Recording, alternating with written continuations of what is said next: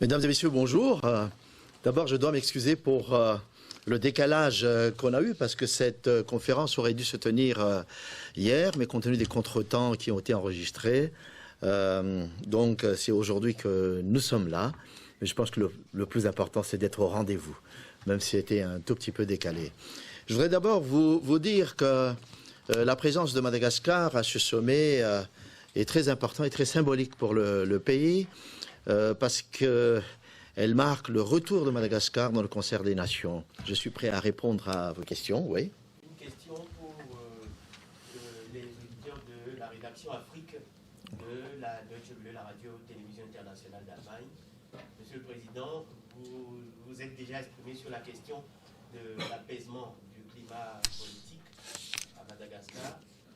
Comment est-ce que vous êtes en train de vous y prendre? Et plus concrètement, puisqu'il ne faut pas tourner autour du pot, qu'en est-il de Marc Ravalomanana et de son retour à Madagascar?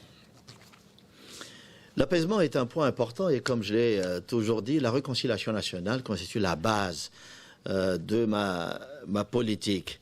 Cela signifie en termes très simples que tous les Malgaches sont appelés à participer à l'œuvre de développement du pays. C'est un défi de tous les jours et il n'y aura pas d'exclusion en la matière.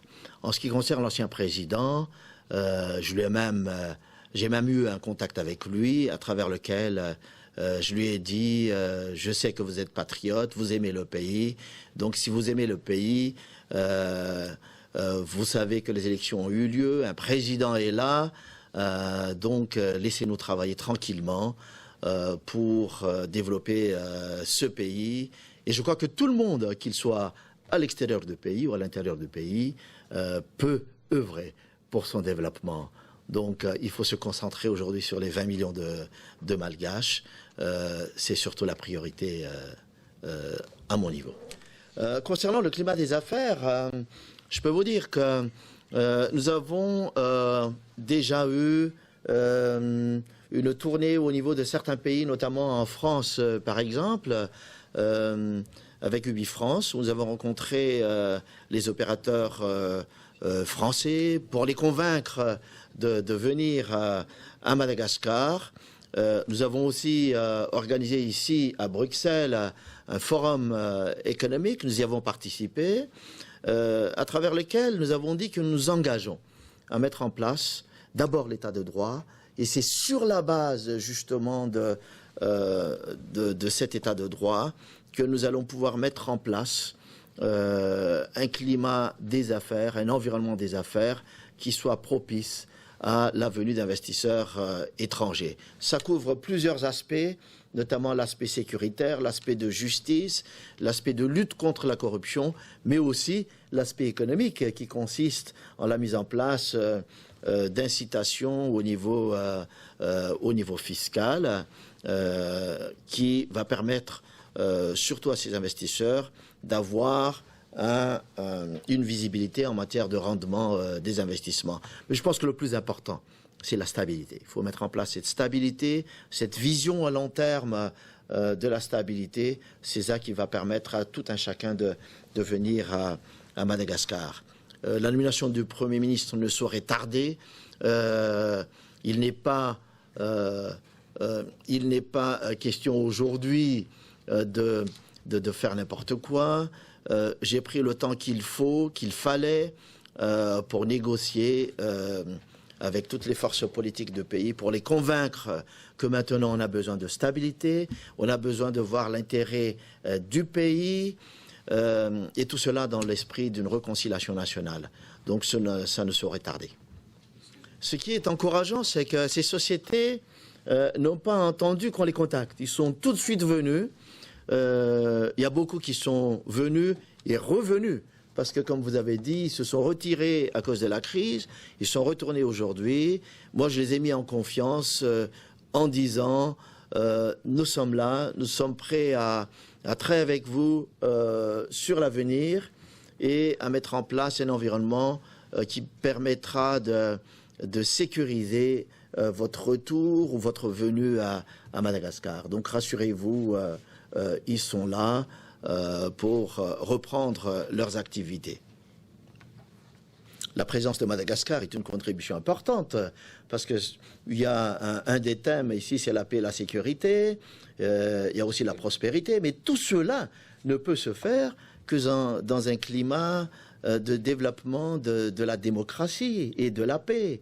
Et je pense que l'exemple malgache en matière d'élections démocratiques qui se sont déroulées dans le cadre d'un climat de paix et apaisé constitue quand même un exemple important pour d'autres pays, me semble-t-il. Nous avons participé aussi au débat en présentant l'exemple de Madagascar, notamment nos engagements à rétablir cette paix et sécurité, à mettre en place un développement inclusif et à rétablir aussi l'état des droits dans le respect des droits de l'homme, dans le respect des aspects genre, qui est très important parce que la femme joue un rôle important dans le développement économique. Je pense que tous ces messages sont importants dans le cadre de ce sommet. C'est vrai que nous avons eu des contacts aussi en marge du sommet avec l'Union européenne pour voir les relations que nous avons, pour parler de l'avenir, la reconstruction du pays et les financements qui sont nécessaires. Donc c'est en bonne voie. Il y a déjà des discussions importantes et très avancées sur les secteurs à prioriser, sur les urgences et sur les procédures à mettre en place. C'est vrai qu'il y a la sanction qui est encore là, mais les procédures, je crois, sont en marche. Nous, de notre côté, nous engageons à mettre en place le plus rapidement possible notre gouvernement, et je pense que tout cela va enclencher encore davantage le processus. Vous savez, lorsqu'on parle d'état de droit, c'est un ensemble de démarches et aussi de structures à mettre en place.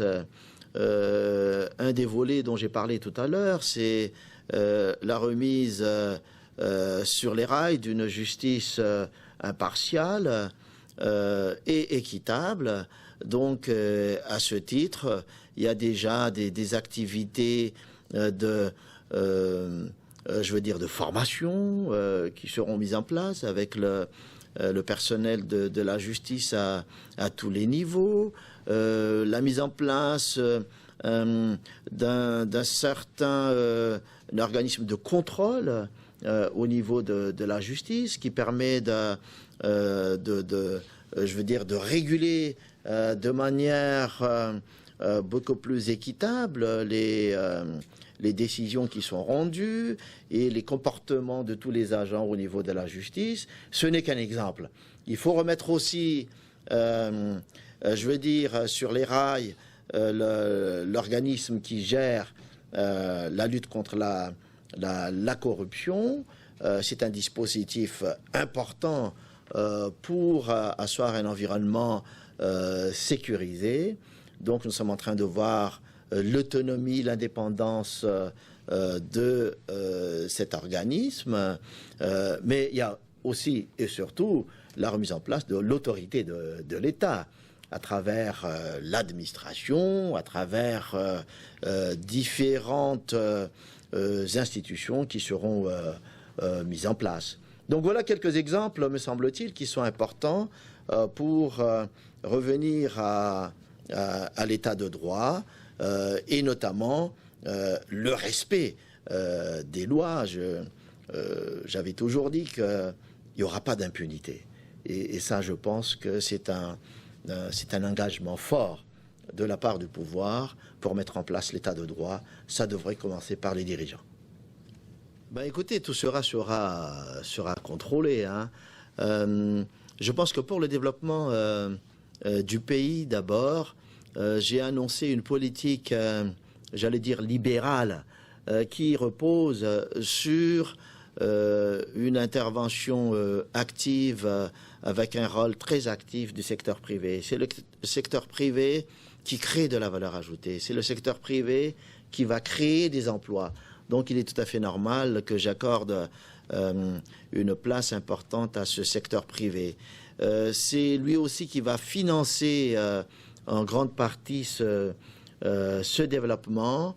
Quant aux autres volets de ce développement, notamment la mise en place de l'état de droit, c'est-à-dire la bonne gouvernance, il y a un effort au niveau d'un financement local, mais aussi une contribution de la communauté internationale.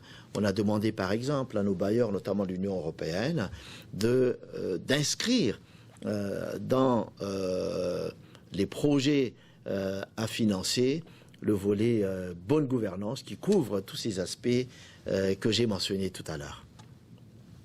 Oui, le Fonds monétaire international est aujourd'hui disposé à venir à Madagascar.